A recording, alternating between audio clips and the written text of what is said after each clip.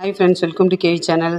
ஒரு இனிப்பு போண்டா தான் இப்போ நம்ம செய்ய போகிறோம். ஒரு 4 கரண்டி மைதா, ஒரு கரண்டி ரவை, கொஞ்சம் பேக்கிங் சோடா, கொஞ்சம் ருசிக்கு கொஞ்சம் உப்பு போட்டுக்கலாம்.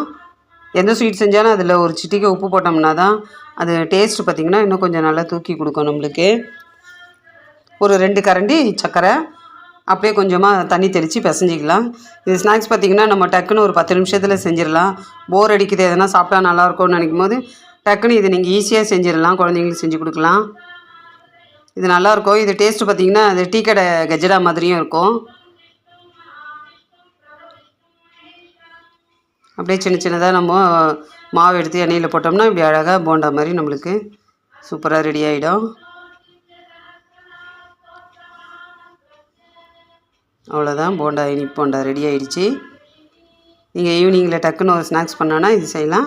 இந்த வீடியோ பிடிச்சிருந்தா ஒரு லைக் பண்ணுங்கள். அடுத்த வீடியோவில் பார்க்கலாம். பாய்.